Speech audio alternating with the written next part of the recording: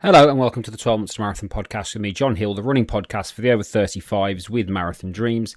Episode 108, Should Runners Take Supplements?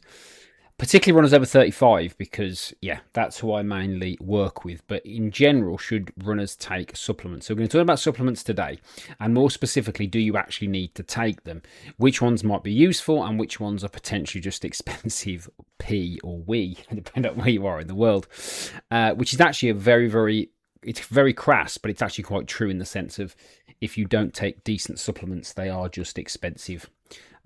Bodily wastage, let's use that. So what's going on with me at the moment? So I'm well into the throes of high rocks training, as I've talked about before. I'm doing high rocks in October, which is my main focus. Training's going well, starting to adapt to it well, starting to push myself a little bit. It's very intricate and very precise in the sense of what you've got to do to get better, so working on the areas that I need to improve on, and overall I'm very, very happy indeed. So on this particular episode, I want to start with an important disclaimer first. Look, I'm not a doctor, I'm not a dietitian. None of this is medical advice. If you've got any sort of problems that require medical attention or any sort of deficiencies or underlying medical conditions, please see a specialist and do all that sort of thing before you do anything else. And the second disclaimer is probably more important than the first, which are supplements. The clue is in the title. They're not replacements. So a good example would be if you're sleeping 5 hours a night, eating badly, barely consuming any protein, underfueling your long runs and following a terrible training program, then magnesium is not going to save you, or any supplement's not going to save you. So there's this wonderful concept or metaphor which I like, which is rocks, pebbles, and then sand. So you imagine, like, if you've got a jar and then you put your big rocks in first, that's what you need to do first before you look at any supplements. Now, those of you who've listened to this podcast for a while, you'll know I've been in the fitness industry, quote, weight loss industry, that sort of field for a long time, and there's a wonderful expression which is people will do almost anything to lose weight except eat healthy and exercise. And sometimes you laugh, sometimes supplements fit into that category because people will take all these wacky supplements instead of just doing the basics. So if you're a runner, particularly a runner over 35, your training, your recovery, your sleep, your overall diet, enough calories to support your training, enough carbs to fuel it, and enough protein to recover from it are your absolute basics. And if you're not doing those things, then you can forget any supplements whatsoever. Now, if we are doing all of those things, then we can start asking ourselves whether a supplement might fill a gap or provide an additional benefit.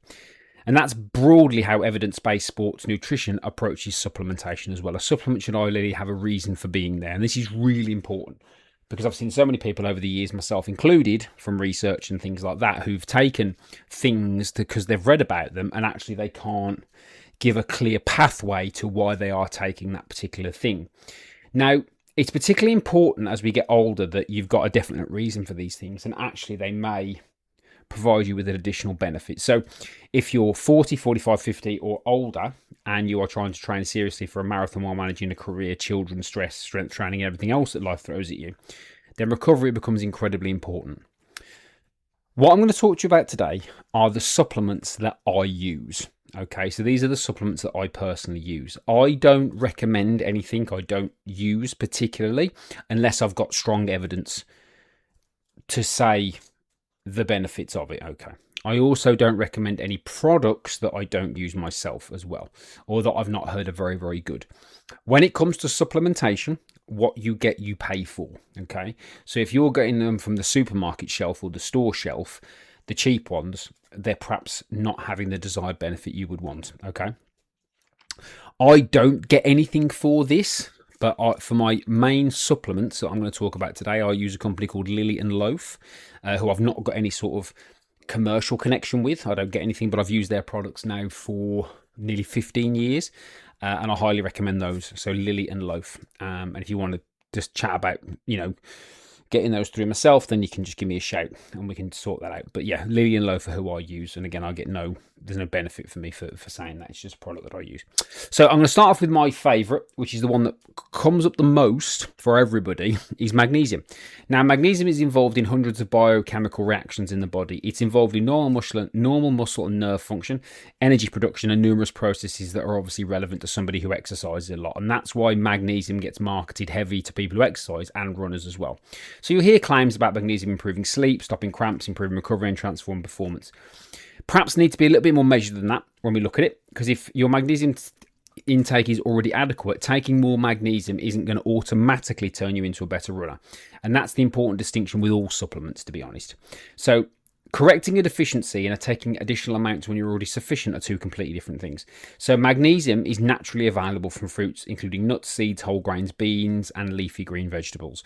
It's particularly prevalent in pumpkin seeds, which I have in my porridge as an example. Okay, and that's why I put pumpkin seeds in porridge, because I've heard there is a natural level of magnesium in pumpkin seeds. So your diet matters first, basically, is the long and short of it. So personally, I supplement magnesium, but don't look at it as some sort of performance enhancing supplement that's suddenly going to knock minutes off my marathon. I don't look at it like that. I look at correlations. So the correlations that I generally make: do I sleep well? On the whole, yes, I do. Do I recover well? Yes, I do. So I look at those two things and say, well, actually, there's a correlation there between an increased magnesium intake. So I take this as part of my overall nutritional strategy and recovery. There's also another myth word mentioned here: cramps. So people immediately say, I've got cramps, I need magnesium. So exercise-associated cramps is considerably more complicated than simply being a magnesium deficiency. It's fatigue, conditioning, pacing, and several other factors that can potentially contribute. I've never had cramps during a marathon. And the reasons I can correlate to that are: number one, training properly; number two, recovering properly; number three, conditioning myself properly; and number four, how to understand the structure and pacing of an event properly. Those are the things that I look at when it comes to cramps, and then magnesium and dietary things later. Okay. So don't automatically assume that every calf cramp during a marathon means you need to start swallowing magnesium. And remember that high supplement doses can also cause gastrointestinal problems, which as runners is something we don't need more of, especially when we're out there. So magnesium is the one I always start with. And again, Lily and Loaf do a fantastic magnesium supplement. But again, if you're looking at any magnesium supplements, please, you get what you pay for. It's worth investing. Number two is zinc. Now, I use zinc, but it's not glamorous, but I use zinc because my take is every single man over the age of 30 perhaps should be looking at his zinc intake, because it helps stimulate testosterone. As an example, it's correlated to that. So let's look. So if you're not taking zinc, you're not taking zinc and suddenly running a 5k PB, but so it's not glamorous, is that sense. So it's not like all of a sudden it's going to amplify your performance, for example. But zinc is essentially a mineral involved in things like immune function, protein synthesis, DNA synthesis, and wound healing. That becomes interesting to runners because training itself is a stress, and if you're training 4, 5, 6 times a week and also dealing with normal life, staying healthy matters. One of the biggest performance advantages you can have is simply being able to train consistently, and there's no magic supplement that's going to do that. But if you're missing training, there's nothing that's going to compensate for that. Again, there's a massive difference between having sufficient zinc and taking more zinc. Thinking more zinc must therefore be better, which it isn't. You can get enough zinc through food, particularly meat and seafood, as well as various dairy products and plant foods. And excessive zinc supplementation isn't harmless, but taking too much over time can interfere with copper absorption, amongst other problems. So this isn't you're over 30, 35, 40, you need to take loads of zinc. It's make sure you're getting enough zinc. And if there's a legitimate reason for supplementing it, supplementation may be useful. That's a much more sensible way of looking at it. So I supplement with zinc because of my training load. And again, I correlate that to my testosterone levels, my recovery, my muscle mass, and my immune function as well. So I see enough of a correlation from zinc supplementation alongside my diet to get results, basically. Omega-3. So number 3 is probably the most interesting ones for general health as well as potentially athletes. So omega-3 fatty acids. The main omega-3s you'll normally hear about in fish oil, particularly, are EPA and DHA, which have got really, really long names, which I'm not going to try and say here. You'll naturally get these from oily fish like salmon, sardines, and mackerel. Omega-3 has been researched extensively for cardiovascular health, but there's also an interest within sports science, particularly around inflammation, important for runners, muscle recovery, and adaptation. So there is some research suggesting omega-3 supplementation may have applications for athletes and recovery, but again, I wouldn't sell it as a miracle recovery supplement. This is where I think an over 35 runner changes the conversation slightly. I'm not only interested in what makes me faster, I'm interested in what supports me to be a healthy human being who can hopefully continue running for a long time. That's a different way of thinking about it. Now, omega-3 is something that's popped up a lot over the years since I've been a fitness coach and weight loss coach and health coach. It's something that continually pops up. So it's something that I've supplemented with. And again, I've seen a correlation between inflammation and recovery and things like that. So if you're 50, say, cardiovascular health, maintaining muscle and recovering from training and staying healthy matter more. Okay, so omega-3 is something I personally include, but again, food first.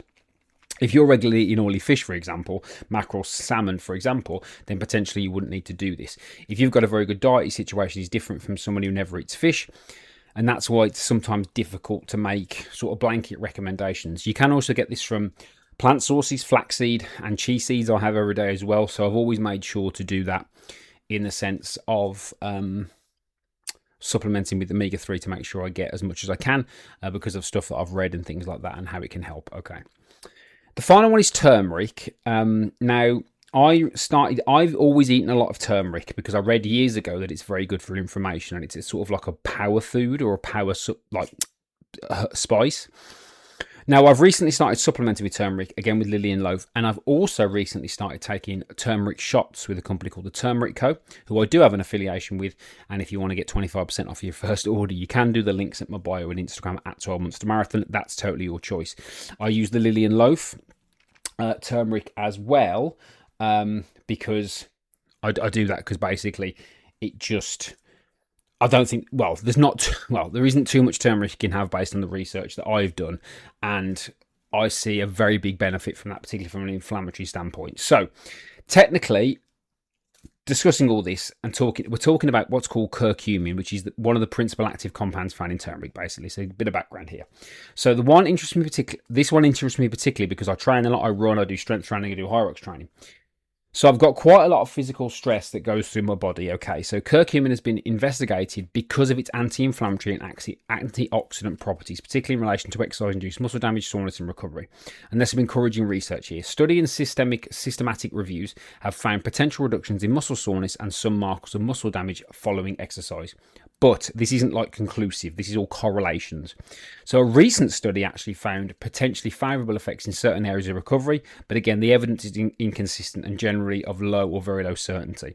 So I'm not saying turmeric definitely makes runners recover faster. The science isn't necessarily strong enough to prove that. But it's more accurate to say there's some promising evidence around curcumin and exercise recovery, soreness and oxidative stress. But we need perhaps a bit more research on it. There's also another complication, which is curcumin isn't particularly well absorbed in the body on its own, so formulation and bioavailability of a supplement matter. That's why you'll see different curcumin products using different delivery methods or ingredients designed to increase absorption. So simply buying something because the bottle says turmeric doesn't necessarily mean you're getting the same thing that's been investigated in research. There's another important lesson about supplements just in general based on that, which is this. Do you actually need them? So let's look at the bigger question here. Do runners over 35 need magnesium, zinc, omega-3 and turmeric? No, that's too strong a statement. I use them and there are plausible reasons for me using them, which again, I'm happy to answer if you want to message me on Instagram and we can discuss it in any more depth. There's evidence behind particular applications of some of them, but they're not compulsory. And I think the supplement industry sometimes gets this completely backwards. People worry about the final 1% and they ignore the 99%, which is the big rocks we mentioned before. Okay, people will spend like 100 quid a month on supplements, but won't eat enough protein. Or they'll buy an expensive recovery powder while sleeping 5 hours a night, or drink loads of caffeine. Or they'll take an anti-inflammatory supplement every anti-inflammatory supplement under the sun while increasing their mileage from 20 to 50 miles a week in a fortnight. You cannot supplement your way out of bad habits, okay? That's probably the biggest message I want to give you from this podcast. What else might you want to look at those supplement-wise that I've studied and come across? The first one is vitamin D. Particularly of those of us living in the UK, vitamin D is something worth understanding, particularly during autumn and winter. If you suspect a deficiency in vitamin D or iron or B12 or anything else for that matter, I'd much rather see someone get appropriately tested than blindly throw supplements as a problem. For example, if you're constantly fatigued and your running performance has suddenly deteriorated, don't assume you need a supplement, find what's going on. The other one that keeps popping up, which I get asked about a lot, is creatine. Creatine is naturally associated with bodybuilders, but that is becoming increasingly outdated. Creatine monohydrate has one of the strongest evidence bases of any sports supplement, particularly for repeated high-intensity performance, strength, and maintaining and increasing muscle mass. For an aging athlete who's combining running and strength training, or perhaps doing something like high rocks like myself, that's potentially a much more interesting conversation, and it's something that I'm looking into as we speak.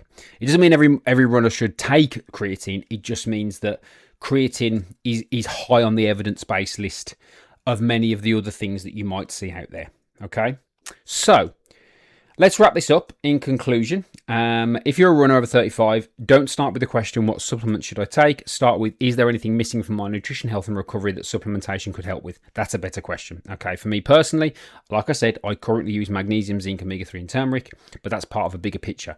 None of these replace eating properly. None of these replace carbohydrates around demanding running sessions. None replaces sufficient protein. None replace strength training. None replace recovery. And absolute none of them replace sleep.